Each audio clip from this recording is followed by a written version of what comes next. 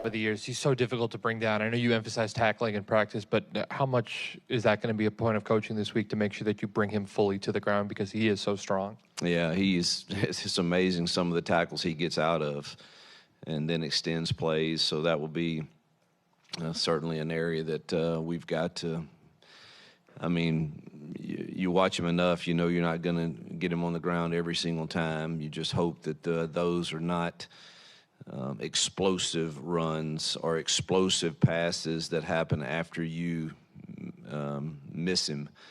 But he's very, very strong and very, very difficult to get on the ground.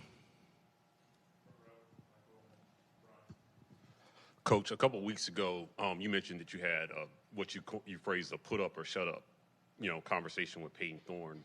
He averaged about 30 throws a game at Michigan State before he got here. Over the last 2 weeks, you've thrown the ball significantly more. Had he expressed any frustration to you about the volume of throws in the game plan?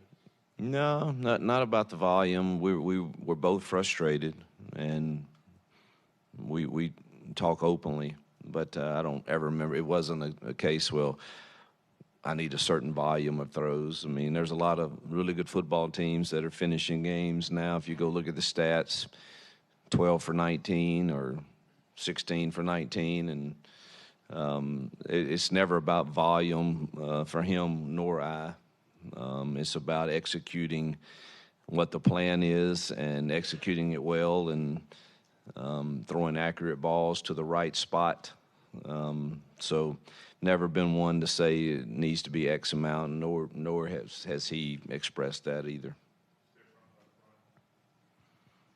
Yes, Hugh. What status of Avery Jones this week, and if he does return, what will be the plan for Connor Lew? Yeah, I don't know yet. I haven't talked to Robbie and the medical staff yet about. We probably won't know until Wednesday or Thursday what Avery's status is, and Connor still will play some. I don't think him being out the last 3 weeks, particularly when it's a lower leg injury, that he's going to be ready to go out there and play 60, 70 snaps. So if he is available, it still will be a shared responsibility. Around this time last year, you guys at Liberty went to Arkansas and won that game. I know you said kind of each game you sort of look at your team and motivate them in a little bit of a different way. What do you remember about that day that got them up to kind of have that kind of performance to get that win? Yeah, we had come off of a big win against BYU, and I believe it was after an open week that we traveled to Arkansas. The first thing I was concerned about is my experience in Arkansas in November has not been pleasant. The 2 times we went there when I was at Ole Miss, the weather was atrocious. And I was just thankful that when we went at Liberty, it was actually a nice day. And it appears this Saturday is going to be fairly nice. I tell our teams the truth.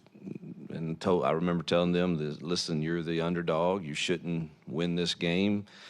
But that's what makes it fun, to go and give it a shot and while you play the game. And you don't have to be better 10 times. You just have to be better that one day. And I can't remember exactly what our theme was that week or anything, but our kids played really hard that day, I know, and stopped their run pretty much. So there's something we need to do this week also. You mentioned Saturday about just wanting to look back at the film to see the offensive line and how they handled just different protection schemes, running backs, tight ends too. If you've done that now, kind of what did you think about it? Disappointed, truthfully, in our protection. And again, when I say disappointed, I'm not saying O-line, running backs, quarterbacks. It was all of us. Peyton, I mean, the first third down, I see exactly what's happening, and I just felt surely he sees, because we did a freeze, and the end was dropping, and the backer was coming, the safeties were rolling, and I mean, I know you see that, and we did not set the protection right on that. And I think he missed 2 protections. A running back totally, Damari missed an easy look. And then our O-line had 3 or 4 that were, and I'm not talking about just getting beat. I'm talking about we're not handling. When they were really twisting a lot away from the back, and you have to get vertical to be able to pass that off and stay on the same level. And man, we were several times we were on different levels, and you're gonna get pressure in a hurry when you do that. So we were average at best. Hey, these past 2 weeks, was it more of the game plan going in that Peyton was going to play every snap, or was it he's just playing so well you're not going to take him off the field? Well, it was, this is what we're going to do offensively, and I believe Peyton's skill sets are the most prepared for what we're doing. It's not a negative toward anybody else. I think he's, when you talk about playing with tempo, setting our protections, throwing accuracy with footballs and understanding coverages, I think he's the farthest along in that. I think Holden had one heck of a week last week, and he can really spin it, and he's probably one that I think he's got a bright future. You spoke earlier this year about Jalen Simpson being a joy to coach. What are some things you see him consistently doing at a high level? His energy and passion, work ethic. He comes to work every day. He prepares. He does it with energy and a smile on his face. And it's not a I have to. It's a I get to mentality. And pleased with his progress for sure. 17 points in the first half on Saturday, 14 in the second half. I just didn't know if you had an explanation for the huge drop-off of 3 points from the first half to second half. I tell you, it was awful play calling. It was awful. My real question is, with Arkansas, we know they let go of their offensive coordinator a couple weeks ago. Yeah. How tough is it to game plan when you have film for so many weeks on one offensive coordinator, and then now you're having to readjust and kind of see what the difference is from all those weeks before for just these couple weeks now with a new guy calling plays? Well, I honestly, I don't know that it's going to this is certainly not saying that we're going to have the greatest plan and stop them, but I think it's pretty clear they were frustrated with what they were doing, and I think it's a pretty stark difference. And the guy that's calling it now, whose background is with the former offensive coordinator, I think it's a pretty good bet that you can throw a lot of the film out unless you're just looking at personnel, and probably need to pull a few games from last year, is my opinion, to go with what they did at Florida. Hugh, what have you seen with Austin Keys being back the last couple of weeks, and how much has he helped that linebacker group? And I guess we've seen that linebacker group overall as they've grown this season. I thought our linebackers played their best game, truthfully. We had one, we turned loose an over route. Our eyes got a little dirty with the play fake, and we didn't cut the tight end on an. Outside of that, I thought they played really, really solid. And I think Austin being back, it really gives us 4 guys that we can rotate, and they're not having to play. I mean, I was looking at the play count last night. I think Austin played the most, but it was 40 plays maybe, and everybody else is 20s and 30s. And I just think anytime you can do that on defense, especially, particularly in the front 7, you're gonna be fresher and better to take on what you have to take on in that box when it's not me having to play 50, 60 snaps. And so, number one, he's one of our better players. And number two, it takes the load off of it. The load is shared now, you know, among really Cam and Larry and Eugene and him. Yeah, on the topic of Peyton's pick 6, when he gets back to the sideline, you say, what happened? Did he have an alibi at all? I love him. He said, Coach, I swear I just did not see him. So what do you say to that? Play the next play. You know, it wasn't no excuse. It wasn't, I read the coverage wrong. He said, Coach, I just didn't see the guy. And I said, what do we always say? Don't throw blind. I said, you got it. Don't throw blind. And so, I mean, it happens to the best of them.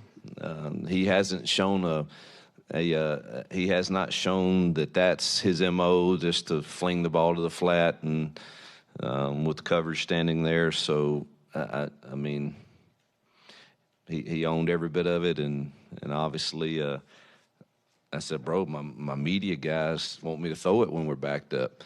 And so, I mean, you got to, bro, if I'm going to do that, you got to protect me, man. I said to myself, that's why you dadgum run the ball and then punt.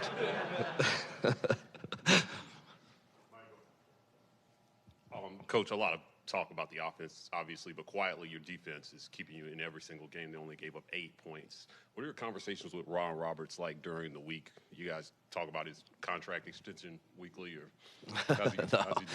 I don't go in the defensive room much. I never have. I go in there on Sundays, and then we watch the team periods of practice. And then I go in there for recruiting, and then I go in there tell me what we're doing on third down and in the tight red zone. Because I have my hands full with recruiting and trying to help offense and manage our team. And I certainly I would screw it up for him if I'd got too much, but I can help him. I think he would say where I'm valued to him is I think he does a masterful job of calling a game, but I do think I help them considerably on third downs and maybe in the red zone, maybe. But definitely on third downs, because I can get a feel. I think I have a gift of saying I think you need to give me a hole player right here. I don't know what you call it, but just give me a hole player right here. And I think you need to go two here. Don't go man. I kind of got a feel for how the other team is what they're doing on third down, and so I don't get involved other than really on those scenarios.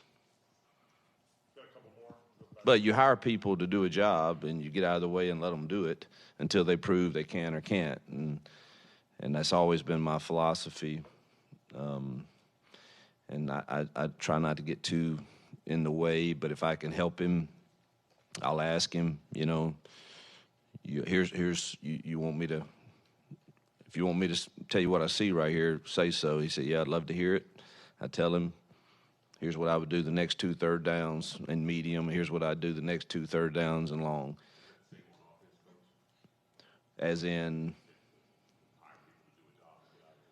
well, you play to your strengths, but yeah, you hire people, and you hope that you're not always right. I don't know that I've ever totally been right on every single hire that I've ever made, and you always are. You know, you evaluate that every single year. But I think to this point, I'm pretty pleased with. We got good men in the building, and I want folks that can drive our culture for sure. And then I think I've got to play to my strengths too, and that's something I'm still figuring out exactly what that looks like. Right here in the middle. You mentioned in your open, you've got 3 chances to become bowl eligible as you build this program in year 1. What does that mean for you in your game plan to get to a bowl game, to postseason play in year 1? I'm not one to. I never set goals at the beginning of the year. I just think that the goal ought to be the journey and the process of how do you prepare every single day for those opportunities that are coming. Because you've all seen we play in a league where a lot of things can happen, and you can have injuries that affect you, and you can lose. The ball just doesn't bounce your way one year. And so I want a group of men and young men around us that, man, every day let's just prepare to win this week and see what that says to us at the end. But I have been pretty open about the fact that I think going to a bowl game in year one is